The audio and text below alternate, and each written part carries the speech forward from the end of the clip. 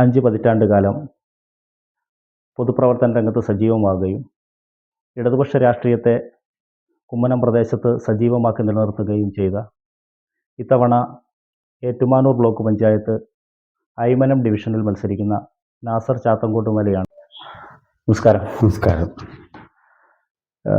ഇടതുപക്ഷ രാഷ്ട്രീയത്തെ ഒരുപാട് ചരിത്രങ്ങൾ പറയാനുള്ള കാര്യങ്ങളുണ്ട് കുമ്മനം പ്രദേശവുമായി ബന്ധപ്പെട്ട്. ഓർമ്മയിൽ സൂക്ഷിച്ചിരിക്കുന്ന കാര്യങ്ങൾ ചെറിയ വാക്കുകളൊന്ന് വിശദീകരിക്കാം.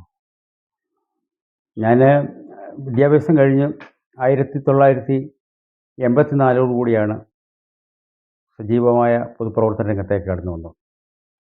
1985 കാലഘട്ടത്തിൽ കുമ്മനത്തേക്ക് കടന്നു വരുന്ന കുമ്മനത്തേക്ക് കടന്നു വരുന്ന ഒരേ വാഹനം കടന്നു വരുന്ന പാലം മാളേക്കൽ പാലമായിരുന്നു.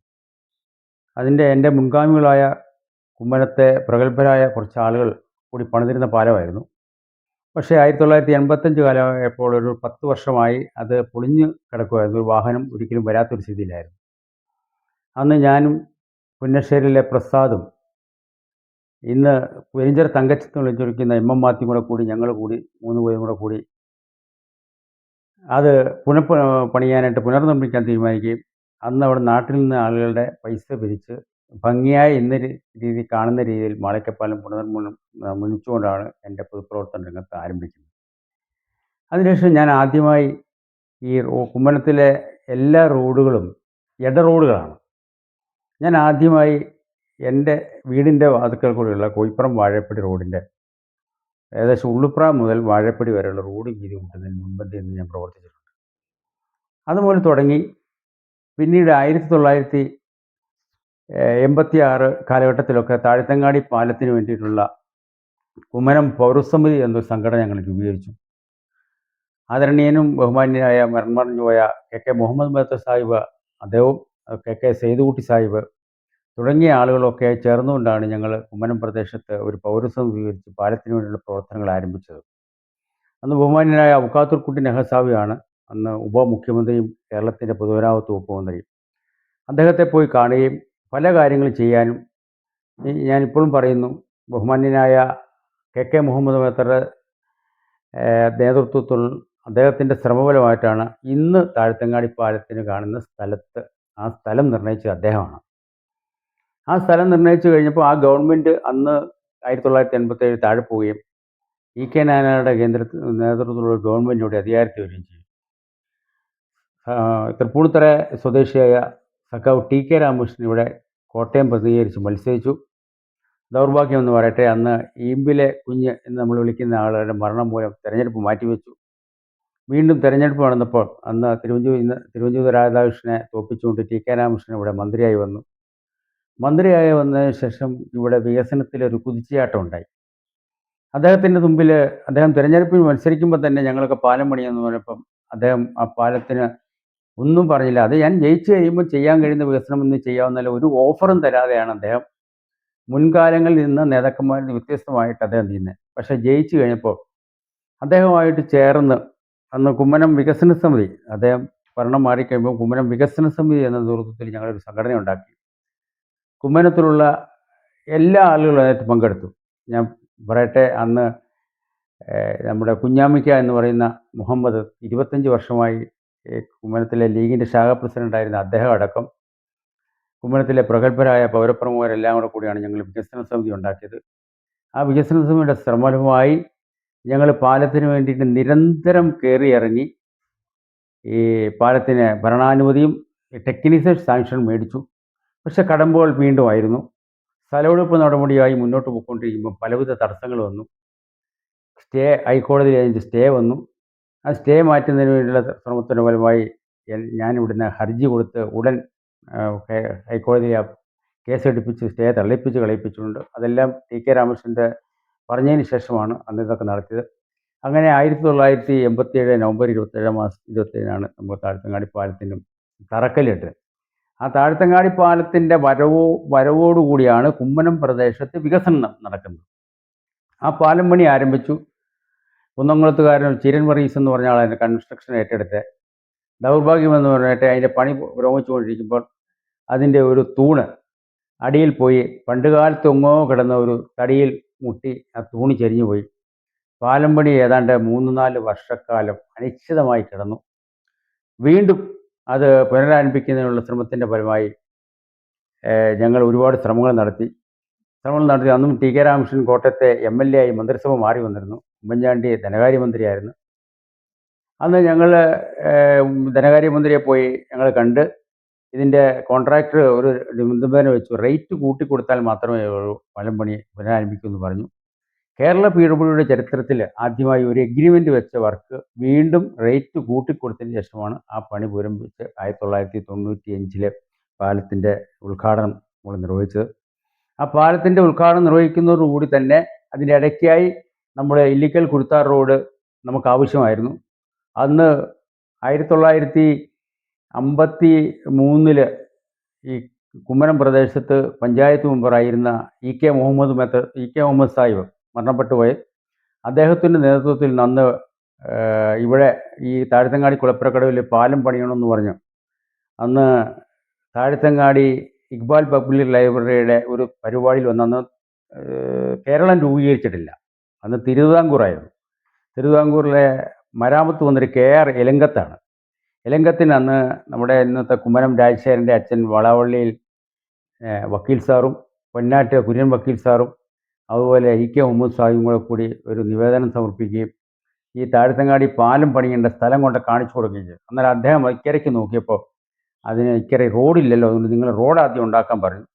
അങ്ങനെ റോഡ് EK മുഹമ്മദ് സാഹിബിൻ്റെ നേതൃത്വത്തിലാണ് ഇല്ലിക്കൽ മുതൽ കുരുത്താറ് വരെ അന്ന് 22 അടി വീതിയിൽ റോഡ് നിർമ്മിക്കുന്ന പലവിധ തടസ്സങ്ങളൊന്നും ഉണ്ടായിട്ടുള്ളതാണെന്ന് പഴമക്കാർ പറഞ്ഞു കേട്ടിട്ടുള്ളത്.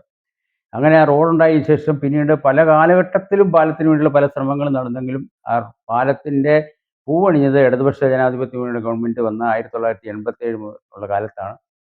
95 അത് ഉദ്ഘാടനം ചെയ്യപ്പെട്ടു. ആ സമയത്ത് തന്നെ നമ്മുടെ ഈ റോഡ് വീണ്ടും അന്നത്തെ MLAയുടെ സ്കീമിൽ സ്പെഷ്യൽ കമ്പോണൻസ് സ്കീമിൽ ഒരു റോഡ് എടുക്കാം എന്ന് പറഞ്ഞതിൻ്റെ അടിസ്ഥാനത്തിൽ അന്നിരുന്ന ഒരു എക്സിക്യൂട്ടീവ് എഞ്ചിനീയർ ആലുവ സ്വദേശിയായിരുന്നു, എൻ്റെ ഒരു ബന്ധുവും കൂടിയായിരുന്നു. അദ്ദേഹം എന്നോട് പറഞ്ഞതനുസരിച്ച് ഞാൻ നിർദ്ദേശിച്ചാണ് ഇല്ലിക്കൽ കുരുത്താർ റോഡ്. പക്ഷേ അത് എടുക്കാൻ വന്നപ്പോൾ വീതി കുറവാണ്, വീതി കൂട്ടിക്കൊടുക്കണമെന്ന് പറഞ്ഞു. അങ്ങനെയാണ് അത് ഞങ്ങൾ ഇല്ലിക്കൽ മുതൽ കുരുത്താർ വരെ ഇറങ്ങി 4ഉം 5ഉം അടിയൊക്കെ വീതി കൂട്ടി ഇന്ന് കാണുന്ന രീതിയിൽ ആ റോഡ് വീതി കൂട്ടിയെടുക്കുകയും റോഡ് പണിയും റോഡിൻ്റെ ഇടയ്ക്കുണ്ടായിരുന്ന പൊന്മലപ്പാലം, തൊണ്ണമ്പ്ര പാലം, മനക്കപ്പാലം, അതുപോലെ ആശാം പാലം ഇതെല്ലാം പണിത് ഇന്ന് മനോഹരമായ രീതിയിൽ നമ്മൾ ഇന്ന് കുമ്മനത്തിൻ്റെ വികസനം സാധ്യമാക്കിയത് ആ കാലഘട്ടത്തിൽ എനിക്കത് ചരിത്രത്തിൽ പറയാൻ കഴിയും. എന്നെ 1988 പഞ്ചായത്ത് മെമ്പറായി തിരഞ്ഞെടുക്കുമ്പോൾ അത് ആ ഭരണസമിതി 95 വരെ നീണ്ടായിരുന്നു. 88 കഴിഞ്ഞ് സാധാരണ 93 പിരിച്ചു വിടേണ്ടതായിരുന്നു, പക്ഷെ പിരിച്ചു വിട്ടില്ല. ആ കാലഘട്ടത്തിലാണ് നമ്മുടെ Thiruvarppu Kumarakom water supply scheme ആരംഭിക്കുന്നത്. മീനച്ചിലാരത്ത് കിണറും ചെങ്ങളംകുമ്പത്ത് ഓവർഹെഡ് ടാങ്കുമായിട്ടാണ് കുമരകത്തേക്കും തിരുവാർപ്പിലേക്കും കുടിവെള്ളം എത്തിക്കുന്ന പദ്ധതി. അത് TKയുടെ ശ്രമഫലമായി അതിൻ്റെ പിന്നിൽ നിന്ന് പ്രവർത്തിക്കാനും അതിൻ്റെ സ്ഥലമെടുപ്പ് നടപടിയിലേക്കും അതിൻ്റെ ബാക്കി കാര്യങ്ങളിലേക്കും എന്നെയാണ് ചുമതലപ്പെടുത്തിയത്. അതിൻ്റെ എല്ലാം ഭംഗിയായി എൻ്റെ പ്രവർത്തനം നടത്തി. ഇതിനെല്ലാം സഹായമായ മൺമറഞ്ഞുപോയ ഇന്നത്തെ CPMൻ്റെ സംസ്ഥാന കമ്മിറ്റി അംഗം അനിൽകുമാറിൻ്റെ അച്ഛൻ RK മേനോൻ സാറായിരുന്നു. അദ്ദേഹത്തിൻ്റെ ശ്രമഫലമായിട്ടാണ് അന്ന് തൊണ്ടമ്പ്ര മുതൽ കുന്നുംപുറം വരെ പൈപ്പ് വലിച്ചുകൊണ്ട് പോകുന്ന സ്ഥലത്ത് ഞങ്ങൾ അന്ന് ഇട്ടിരുന്ന പരിപാടി അനുസരിച്ച് ഈ തൂണേൽ പൈപ്പ് വെച്ച് പോകാനായിരുന്നു ഇട്ടിരുന്നത്. അപ്പോൾ തിരുവനന്തപുരത്ത് യോഗം വിളിച്ചപ്പോൾ അന്ന് തിരുവാർപ്പ് പഞ്ചായത്തിൻ്റെ പ്രസിഡൻ്റായിരുന്ന PR രാമൻകുട്ടി സാറിനും RK മേനോൻ സാറിനും യാത്ര ചെയ്യാൻ ബുദ്ധിമുട്ടുള്ളതുകൊണ്ട് അന്ന് അതിന് ചുമതലപ്പെടുത്തി എന്നെയാണ്. ഞാൻ അന്ന് TM ജേക്കബ് സാറാണ് മന്ത്രി. ഞാനും കോരവം പഞ്ചായത്ത് പ്രസിഡന്റ് VP കുഞ്ഞുഞ്ഞും TKയും കൂടിയാണ് ഞങ്ങളെ യോഗത്തിൽ പങ്കെടുത്ത്. വാട്ടർ അതോറിറ്റിയുടെ MD അടക്കം ചീഫ് എഞ്ചിനീയർമാരെല്ലാം ഉണ്ടായിരുന്നു. അന്ന് ഞാനാണ് അവിടെ ഒരു നിർദ്ദേശം വെച്ചത്, ആ പൈപ്പ് ഇടുന്നതിന് പകരമായി അവിടെ ഒരു റോഡ് ഉണ്ടാക്കണം. അപ്പോൾ ആ റോഡ് ഉണ്ടാക്കുന്നതിന് വേണ്ടി സ്ഥലം ഏറ്റെടുത്ത് തരാമോ ചോദിച്ചു. അപ്പോൾ ഞാൻ പറഞ്ഞു, ഞാൻ സ്ഥലം ഏറ്റെടുത്ത് തരാമെന്ന് പറഞ്ഞു. അപ്പോൾ എത്ര കാലാവധി വേണമെന്ന് 3 മാസമെന്ന് ഞാൻ പറഞ്ഞപ്പോൾ മന്ത്രി പറഞ്ഞില്ല, 1 മാസത്തിനകം. ശരി 1 മാസം സമ്മതിച്ചു. അങ്ങനെ ഇവിടെ വന്ന് പഞ്ചായത്ത് കമ്മിറ്റിയിൽ അവതരിപ്പിച്ച് മേനോൻ സാർ മുൻകൈ എടുത്തു. ഞങ്ങളെല്ലാം കൂടെ സ്ഥലം എടുക്കൂ, എല്ലാവരും സൗജന്യമായി തന്നു. എന്താ ദൗർഭാഗ്യം എന്ന് പറയട്ടെ, ഒരു 3 കൂട്ടർ സൗജന്യം തരാൻ ബുദ്ധിമുട്ടുണ്ട്, അവർക്ക് നാട്ടിൽ നിന്ന് പിരിച്ച് കാശ് കൊടുത്താണ് സ്ഥലമെടുത്ത് ഇന്ന് കാണുന്ന തൊണ്ടമ്പ്ര മുതൽ കുന്നുംപുറം വരെയുള്ള വയലോരം എന്ന് പറയുന്നത് മനോഹരമായ ഇന്ന് വയലോര ടൂറിസം പ്രദേശം പോലെയായി ഈ ആ റോഡ് ഉണ്ടാക്കി കൊടുത്തതിന് ഞാൻ മുൻപന്തിയിൽ നിന്ന് പ്രവർത്തിച്ചതാണ്. അതിനുശേഷം 96-ൽ ജനകീയാസൂത്രണ പ്രസ്ഥാനം വന്നതിന് ശേഷം പഞ്ചായത്തുകൾക്ക് അധികാരവും പണവും താഴേക്ക് വന്നു. 40% നമ്മുടെ പദ്ധതി തുകയുടെ 40% താഴേക്ക് വന്നു. അതിൻ്റെ ഫലമായി നമ്മുടെ ഗ്രാമസഭകൾ വിളിച്ചുകൂട്ടി ആവശ്യങ്ങൾ ഉന്നയിച്ച് അതനുസരിച്ചുള്ള പ്രവർത്തനങ്ങളിലേക്ക് പഞ്ചായത്തുകൾ വളർന്നു. ആ സമയത്താണ് കുമ്മനത്തിലെ എല്ലാ ഇട റോഡുകളും ഒന്നില്ലാതെ എല്ലാ ഇട റോഡുകളും അന്ന് ഒരു ചെറിയ തെങ്ങ് തൈപ്പാല ഇടുന്ന കലുങ്കുണ്ടായിരുന്നു, സ്ഥലങ്ങളുണ്ടായിരുന്നു. അതല്ലാതെ ചെറിയ ഒരു ഉന്തുവണ്ടി പോലും പോകാത്ത റോഡുകൾ എല്ലാം നമ്മുടെ ഇവിടെ ഉദാഹരണം പറയുകയാണെങ്കിൽ പാഴുത്തൊണ്ടെന്നായിരുന്നു പറഞ്ഞുകൊണ്ടിരുന്നത്. അതുപോലെ തൊണ്ടായിരുന്നു. അതെല്ലാം ഞങ്ങൾ 12ഉം 14ഉം 15 അടിക്ക് സ്ഥലമുടമകളോട് സംസാരിച്ച് വീതി കൂട്ടി ഇന്ന് കാണുന്ന രീതിയിലാക്കിയെടുക്കാൻ ഉള്ള മുൻപന്തിയിൽ നിന്ന് പ്രവർത്തിക്കാൻ എനിക്ക് കഴിഞ്ഞു എന്നുള്ളത് എൻ്റെ ഏറ്റവും വലിയ ചാരിതാർത്ഥ്യമായ സംഭവമാണ്. അതുപോലെ തന്നെ അന്ന് ഞാൻ 1988 വരുമ്പം ഈ കുമ്മനത്ത് ഒരുപാട് കുടിലുകളുണ്ടായിരുന്നു. ഓല കെട്ടിയ കുടിലുകളിൽ താമസിക്കുന്ന ഒരുപാട് ആളുകളുണ്ടായിരുന്നു. അവർക്കൊക്കെ കരവൊഴിവായിരുന്നു. ഇന്ന് അതൊക്കെ മാറി ഞാൻ 1988-ൽ വന്നതിന് ശേഷം 95-ൽ വീണ്ടും വനിതാ വാഴ വേണ്ടി ഞാൻ മത്സരിച്ചില്ല. 2000-ൽ ഞാൻ മത്സരിക്കുമ്പോൾ ആ 2005 കാലഘട്ടത്തിൽ ആ കുടിലുകളെല്ലാം മാറ്റി അവിടെയെല്ലാം ഒന്നെങ്കിൽ വാർക്കപ്പുരയോ അല്ല ഓടുപുരയാക്കി മാറ്റുന്നതിന് വേണ്ടിയിട്ട് പഞ്ചായത്തിൻ്റെ സഹായം ഗവൺമെൻറ്റിൻ്റെ പദ്ധതി മാറ്റി സഹായം ചെയ്ത് കൊടുക്കുന്നതിന് എനിക്ക് സാധിച്ചിട്ടുണ്ട്. അങ്ങനെ എൻ്റെ ജീവിതം നോക്കുകയാണെങ്കിൽ ഞാനൊരു തുറന്ന പുസ്തകമായി തന്നെ നിൽക്കുകയാണ്. എൻ്റെ കുടുംബത്തിന് വേണ്ടി എൻ്റെ സമയവും പണവും ഞാൻ അധികം ചിലവഴിച്ചില്ല. പൊതുപ്രവർത്തനത്തിന് വേണ്ടിയിട്ടാണ് എൻ്റെ പണവും എൻ്റെ കാര്യങ്ങൾ ഞാൻ കൂടുതലും എൻ്റെ സമയം ചിലവഴിച്ചിട്ടുള്ളത്. എനിക്ക് ചാരിതാർത്ഥ്യം ഇന്ന് തിരിഞ്ഞു നോക്കുമ്പോൾ വളരെ ചാരിതാർത്ഥ്യമുണ്ട്. കുമ്മനത്തിൻ്റെ വികസനം, കുമ്മനം മാത്രമല്ല പടിഞ്ഞാറൻ പ്രദേശങ്ങളുടെ വികസനത്തിനെല്ലാം ഒരു ചെറിയ പങ്ക് ഞാൻ വഹിച്ചിട്ടുണ്ടെന്നാണ് കാണുന്നത്. ചെങ്ങളത്ത് കാവിൽക്കടവ് പാലം പണിതപ്പം ടി.കെ. രാമകൃഷ്ണൻ എന്നെയാണ് അതിൻ്റെ ബാക്കി കാര്യങ്ങൾ ചെയ്തതിന് വേണ്ടി ഓഫീസുകൾ കയറിയങ്ങ് എന്നെ ചുമതലപ്പെടുത്തിയത്. ചവണാറ്റിങ്കര പാലത്തിൻ്റെ കാര്യത്തിലും എന്നോട് ചില കാര്യങ്ങൾ ചെയ്യാൻ പറഞ്ഞതനുസരിച്ച് ഞാൻ ചെയ്തു കൊടുത്തിട്ടുണ്ട്. അങ്ങനെ അന്ന് തിരുവനന്തപുരമായി നിരന്തരം പോവുകയും ഈ ആഫീസുകളുമൊക്കെയായി പൊതുമരാമത്ത് വകുപ്പ് ഓഫീസിലായാലും മറ്റെല്ലാ ഓഫീസുകളായാലും അതുപോലെ കേരള ഹൈക്കോടതിയിലെ ഇതുമൊക്കെ ആയിട്ടുള്ള കേസുമായിട്ട് ബന്ധപ്പെട്ടാണെങ്കിലും ഈ കാര്യത്തിനെല്ലാം പോയി ഇന്നത്തെ രീതിയിൽ നമ്മുടെ കോട്ടയത്തിൻ്റെ പടിഞ്ഞാറൻ പ്രദേശം ആക്കുന്നതിൽ എനിക്കൊരു ചെറിയ പങ്ക് വഹിക്കാൻ കഴിഞ്ഞതിൽ എനിക്ക് വലിയ ചാരിതാർത്ഥ്യമുണ്ട് എന്ന് മാത്രമാണ് എനിക്ക് ആ കാര്യത്തെക്കുറിച്ച് പറയാനുള്ളത്. ഇടക്കാലത്ത് കുറച്ച് കാലമായി തെരഞ്ഞെടുപ്പ് രംഗത്ത് അത്ര സജീവമല്ലായിരുന്നു. വീണ്ടും ഒരു ബ്ലോക്ക് പഞ്ചായത്ത് വാർഡിലേക്ക്, പ്രത്യേകിച്ച് അയ്മനത്തിൻ്റെ 5 വാർഡുകൾ കൂടെ ഉൾപ്പെടുന്ന ഒരു പ്രദേശമാണ് ഇത്തവണ ബ്ലോക്ക് വാർഡായിട്ട് വന്നിട്ടുള്ളത്. അപ്പോൾ സാധ്യതകൾ എന്തൊക്കെയാണ് ഇപ്പോൾ ഈ തെരഞ്ഞെടുപ്പുമായിട്ട് ബന്ധപ്പെട്ട് കാണുന്നത്?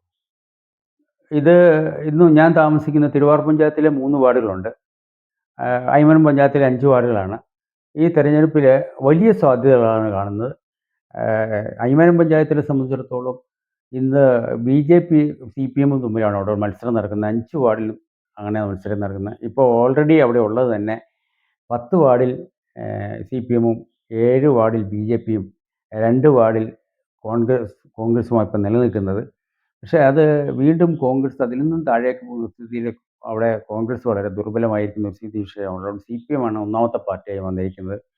കുമ്മനത്ത് തന്നെയാണെങ്കിലും എന്നെ ഇപ്പോൾ ഒരു രാഷ്ട്രീയക്കാരൻ എന്നതിലുപരി ഒരു പൊതുപ്രവർത്തകൻ, എല്ലാ ആളുകൾക്കും ഉൾക്കൊള്ളാൻ പോകുന്ന ഒരു പ്രവർത്തകനായി ആളുകൾ കണ്ടിരിക്കുന്നുവെന്ന് കഴിഞ്ഞ 10 വർഷക്കാലം എനിക്ക് മനസ്സിലായിട്ടുണ്ട്.